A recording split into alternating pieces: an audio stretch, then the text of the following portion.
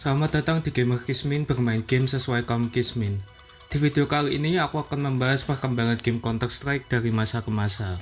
Tapi sebelum mulai kita intro dulu.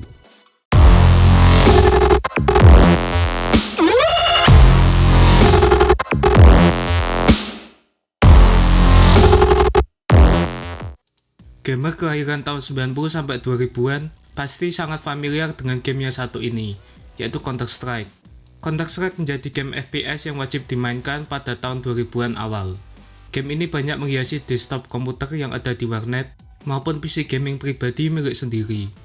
Counter-Strike pada awalnya adalah sebuah mod dari game Half-Life yang rilis pada tahun 1998. Mod ini dikembangkan oleh dua orang programmer game, yaitu Min Lee dan Jess Cliff. Mod game ini pada awalnya tidak terlalu diperhatikan. Baru setelah mod ini dirilis untuk massal di komunitas game Half-Life, mod ini sangat meledak dan populer. Nah, di video kali ini aku akan membahas perkembangan game Counter-Strike dari masa ke masa. Oke, kita langsung saja ke pembahasannya. Mod ini diciptakan untuk menyederhanakan pengalaman bermain game FPS yang original dan kompetitif. Mod ini menghilangkan jalan cerita utama dan peran karakter dari Half-Life dan membuatnya menjadi game yang sangat kompetitif. Kalian bisa memilih untuk menjadi teroris atau musuh dari teroris itu sendiri, yaitu kontra-teroris, di mana kalian dibebankan misi sesuai peran masing-masing.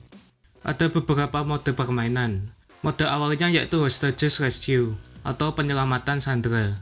Jika kalian memainkan counter-teroris, kalian harus menyelamatkan sandera dan mengawalnya sampai markas. Jika kalian menjadi teroris, kalian harus menjaga sandera tersebut sampai waktu permainan habis. Valve selaku pemilik game Half-Life melihat Counter-Strike sebagai potensi yang sangat besar. Pada akhirnya mod ini dibeli oleh Valve dan dibuat menjadi game mandiri yang terpisah dengan Half-Life. Game ini mendapatkan banyak peningkatan yang sangat penting, terutama patch dan mode permainan yang lebih siap untuk dimainkan. Semua hal yang ada di game ini dipersiapkan dengan sangat matang sebelum dirilis, dan akhirnya meledak di pasaran. Counter-Strike 1.6 juga menjadi pelopor kompetisi e-sport game FPS yang menjadi warisan sampai saat ini. Gameplaynya mudah dipahami dan membutuhkan kerjasama dan koordinasi antar pemain, sehingga sangat cocok dimainkan secara multiplayer. Valve bekerja sama dengan Turtle Rock Studios memperkenalkan seri Counter-Strike dengan tampilan dan grafik yang lebih baru di game ini. Game ini masih dibuat dengan Code Search Engine, yaitu engine game yang dirilis sejak tahun 1998 untuk menciptakan Quake. Game ini juga memperoleh mode baru, yaitu mode single player. Di mode ini kalian bisa memainkan game ini tanpa koneksi internet, yang berfokus untuk mengalahkan musuh. Jika kalian tetap bertahan sampai level berikutnya, kalian akan mendapatkan senjata, tim, dan lawan yang lebih kuat dari sebelumnya. Mode multiplayer masih dipertahankan, karena hal itulah yang menjadi penopang utama kepopuleran serial game ini. Dengan grafis dan tekstur game yang mendapatkan peningkatan, game ini mengisi ruang dalam perkembangan Counter-Strike. Valve merilis engine game baru bernama Source Engine pada tahun 2004. Counter-Strike lalu dipilih untuk menjadi penampil pertama untuk engine ini, dan akhirnya Counter-Strike Source pun lahir. Game ini memiliki grafik dan animasi yang benar-benar baru, sangat berbeda jauh dari game sebelumnya. Yang menjadi kabar baik adalah walaupun game ini memiliki penampilan yang baru, namun game ini mengembalikan kembali prinsip gameplaynya ke Counter-Strike yang asli. Alhasil game ini menjadi lebih digemari daripada seri Condition Zero. Game ini bahkan sampai sekarang masih mendapatkan pembaruan dan mod dari penggemar maupun dari developer resminya. Game ini rilis pada tahun 2012 dan bertahan sampai saat ini. Dengan angka pemain yang sangat besar, CSGO menjadi salah satu game e-sport tersukses di dunia dan sangat populer di kalangan gamer casual maupun hardcore.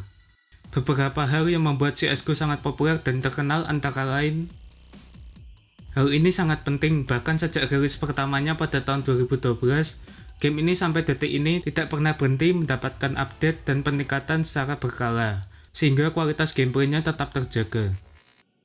Map menjadi elemen fundamental dalam sebuah game.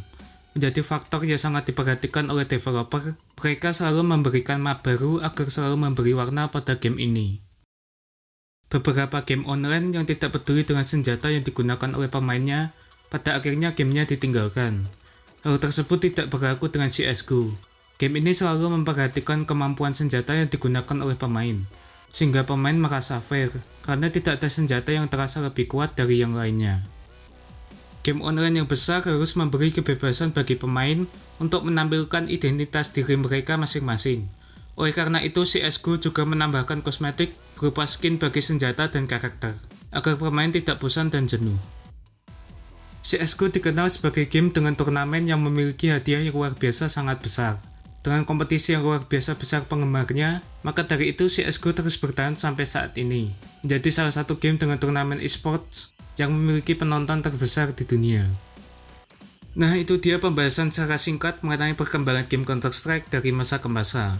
Game yang akan terus kita kenang dengan histori dan keseruan yang sangat luar biasa. Tulis di kolom komentar kemanakah game Counter-Strike favorit kalian. Jangan lupa like, comment, subscribe, dan sampai jumpa di video berikutnya.